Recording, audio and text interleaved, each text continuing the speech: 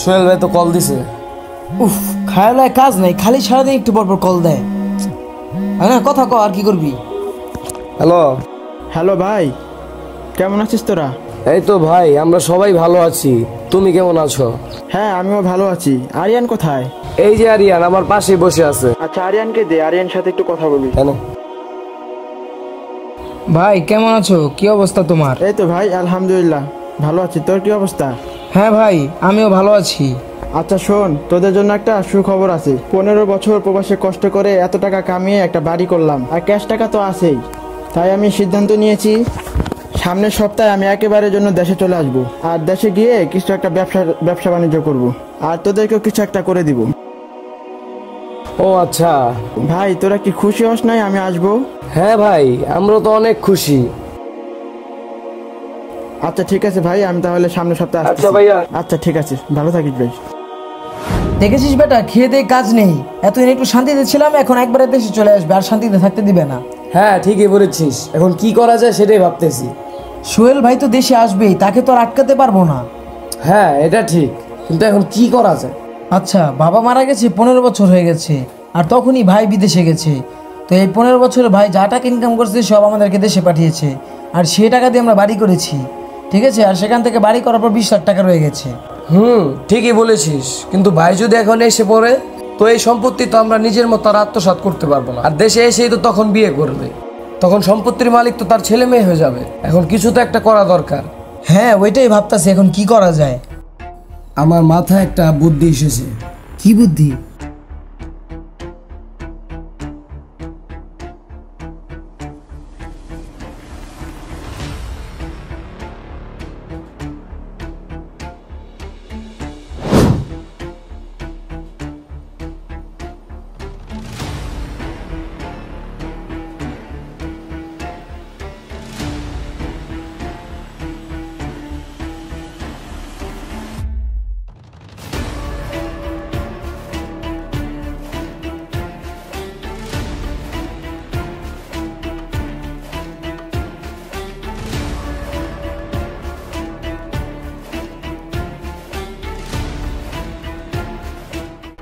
মাশাল্লাহ, বাড়িটা তো খুব সুন্দর হয়েছে।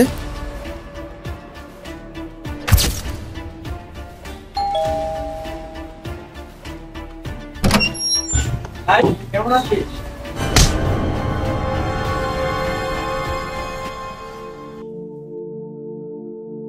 কিরে ভাই, তোরা আমাকে ধাক্কা দিলি কেন? কিসের ভাই? তুমি কে? তোমাকে তো ঠিক চিনতে পারছি না। মানে কি বলছিস তোরা এগুলো আবুল তাবুল?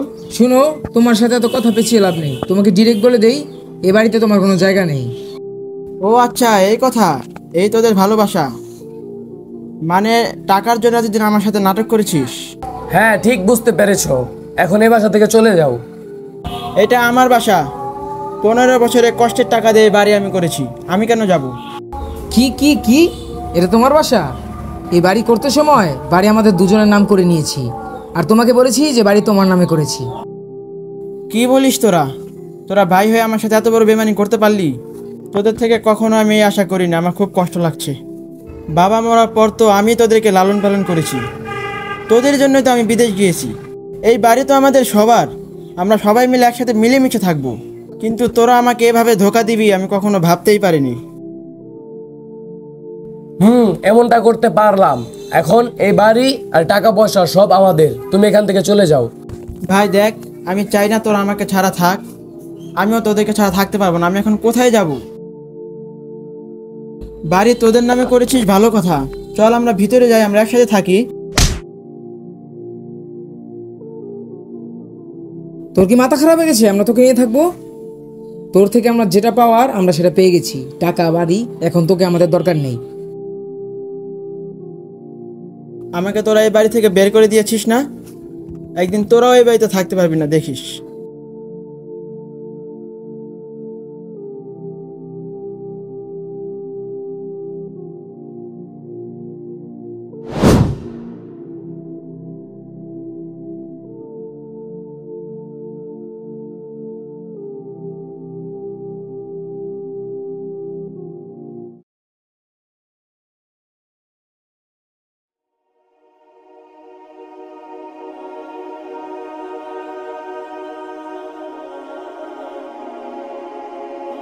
রাসেল বুইরা গো জ্বালা আর ভাল লাগতাছে না, বুইরারা মরে না কে লেগা।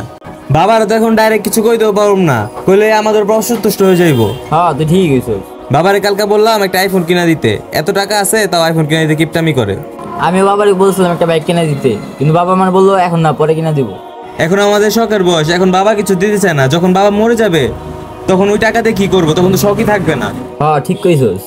তোদের জায়গায় আমি থাকলে একটা মাস্টার প্ল্যান করে সব সম্পত্তি হাতিয়ে নিতাম। কি প্ল্যান? তোদের বাড়ি ঘর সম্পত্তি যা আছে সব তোদের নামে করে নি। বলিস কি, কিভাবে? শোন তাহলে, আজকে রাতে তো দুজনের বাবাকে চায়ের সাথে ঘুমের ওষুধ মিশিয়ে খাওয়াই দিবি। তখন বাড়ি ও জায়গা সম্পত্তির দলিল গুলো নিয়ে বাবার কাছে যেয়ে বলবি এটা এই মাসের বিদ্যুৎ বিলের কাগজ, তাড়াতাড়ি সাইন করে দাও, বিল নিতে আসছে বিদ্যুতের লোক। ও দোষ, সে একটা বুদ্ধি দিয়েছিস, তুই যা কবি তাই হবে। কিন্তু কথা হচ্ছে জায়গা সম্পত্তি ও বাড়ির দলিলে আমাদের নাম কিভাবে লিখবো? ওটা সমস্যা না, তুই আজকে বাড়ি দিলে আমার কাছে দিস, আমি সেটিং করে দিয়ে দিব। পরে তোকে যেভাবে প্ল্যানটা বলছি সেভাবে তোর বাবার কাছে সাইনটা করে নিবি। ঠিক আছে বুঝলাম, কিন্তু আমাদের বাবাকে ঘর থেকে বের করে দেবে নাকি হয়? আরে তোদের বাবা তোদের সাথে যাওনাটা করতেছে দেখে ঠিক। তুই একটা ফোন চেয়েছিস কিনে দেয়নি, তুই একটা বাইক চেয়েছিস কিনে দেয়নি। হ্যাঁ আকাশ, তুই ঠিকই বলেছিস, এই দুই পুরোকে ঘর থেকে বের করে দিব। আচ্ছা তোদের বাসায় চল, দলিলটা আমার হাতে দে, সন্ধ্যায় আমি সেটিং করে দিয়ে তোর দ্বারা দিয়ে দিব, রাতে তুই ওরা সেটিংটা করে নি। আচ্ছা চল আমার সাথে।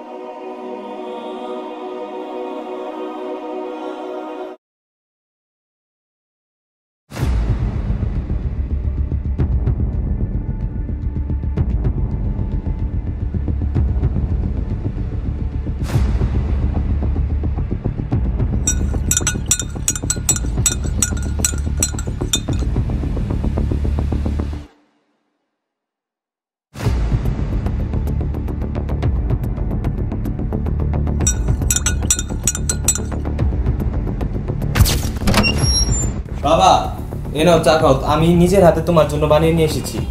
বাহ, তাই নাকি? তুই আজকে আমার জন্য চা বানিয়ে নিয়ে এসছিস? হ্যাঁ খাও।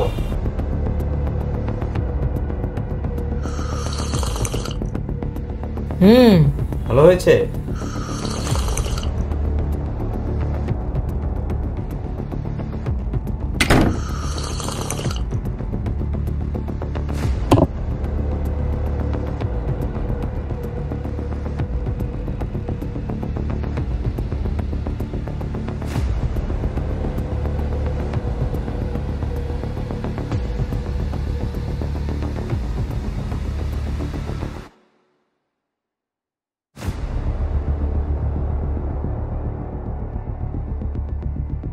বাবা, বাবা, বিদ্যুৎ অফিসের লোক এসেছে, আমি টাকা দিয়ে দিয়েছি, এখন শুধু তোমার সাইন লাগবে।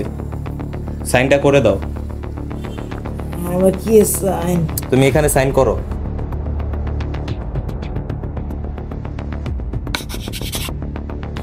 হ্যাঁ।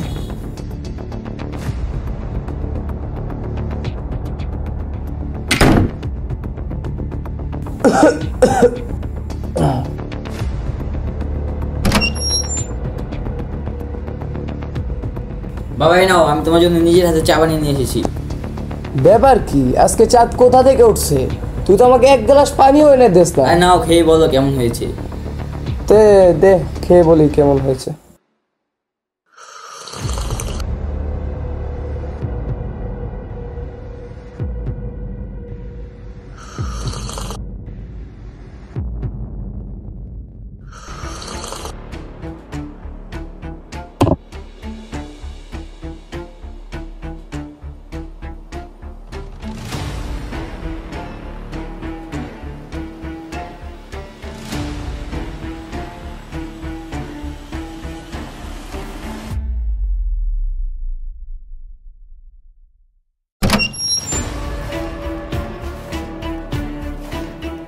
বাবা, বাবা, বিদ্যুৎ অফিস থেকে লোক এসেছে। আমি টাকা দিয়ে দিয়েছি, কিন্তু বাড়ির মালিকের সাইন লাগবে। নাও, সাইনটা দিয়ে দাও। কত টাকা বিল আসলো?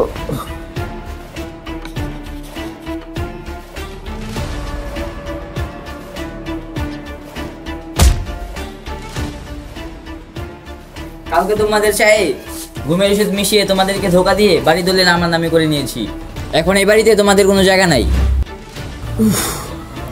বাবা রাসেল, তুই আমার ছেলে হয়ে এই কাজটা কিভাবে করলি? নিজের বাবাকে এই ঘর থেকে বের করে দিচ্ছিস? হ্যাঁ, তুই কিভাবে পারলি আমাদের সাথে এরকম ধোঁকাবাজি করতে আর আমাদের বের করে দিতে? এত ইমোশনাল কথা বলে লাভ নেই। তোমরা এখন এখান থেকে যাও, নাহলে পরের বার থেকে মুখে কথা বলবো না।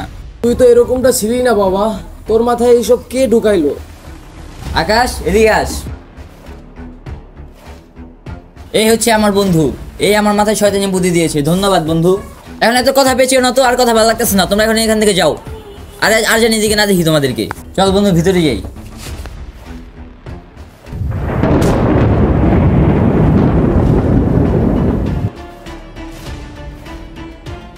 তুই ভিতরে কেন যাচ্ছিস? এটা তো আমার বাড়ি। মানে কি বলতেছিস তুই এগুলা? দোষ দেখ, এখন ফাইজলামি ভালো লাগতেছে না, এগুলা ফাইজলামি করিস না। আরে কিসের ফাইজলামি? এই বাড়ি তো আমারই। দেখ দলিলে তো তোর কোনো নাম লেখা আছে নাকি? মানে তুই আমাদের বন্ধুত্বর ফায়দা উঠিয়ে দলিলের কাগজ তোর নামে করে নিয়েছিস? আমরা তোকে বিশ্বাস করে দলিলের কাগজ চেয়েও করিনি, তোরা আমার সাথে ধোকাবাজি করলি। আমি কাউকে ধোকা দিইনি, তোরা সবাই মিলে আমাকে ধোকা দিয়েছিস। মানে আমরা তোমাকে কিভাবে ধোকা দিলাম? হ্যাঁ, তোরা সবাই আমার বাবাকে ধোকা দিয়েছিস। মানে কি?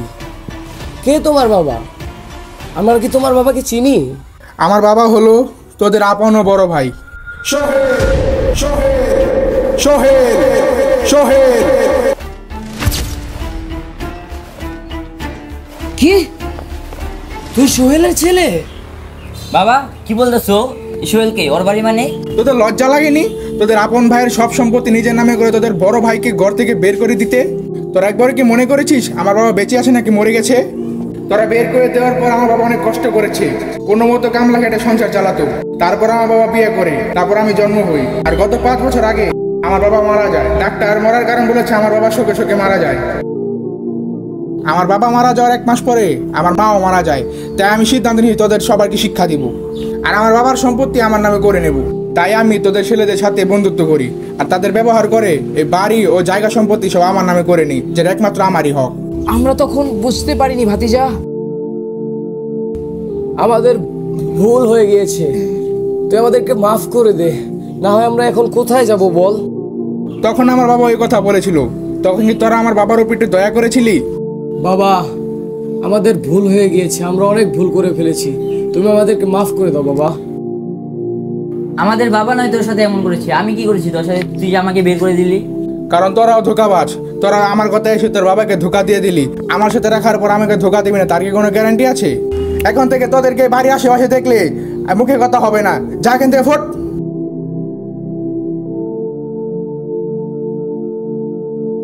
তোমরা যা বাপ করতেছো, বাপের শাস্তি আমি পেতেছি। থাকো তোমরা, আমি জায়গা।